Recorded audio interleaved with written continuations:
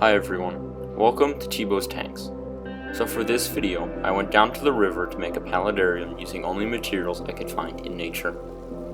Let's get started.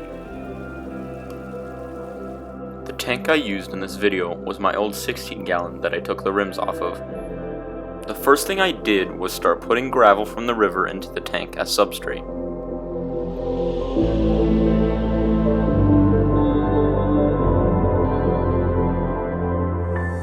Next, I added rocks to separate the land from the water.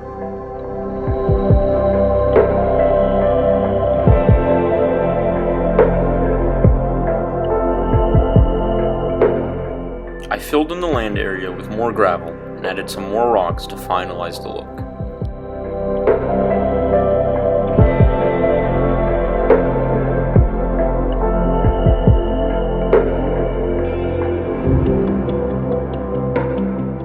After this, I walked along the river to collect sticks and moss. Here's what I found.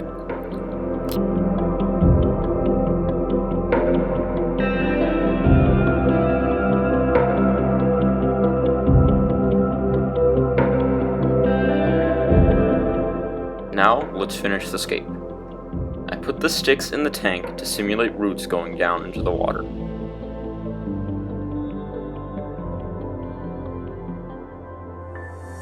Next, I put moss in between the rocks.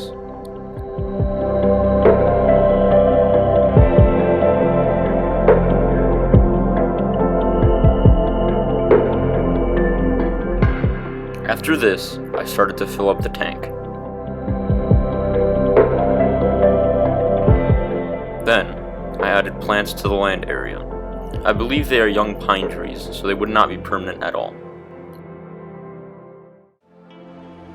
Now, let's look at the finished scape. I'm really glad with how it turned out, but I wish I could have filled it up a little more. It was getting late, so I didn't have time to.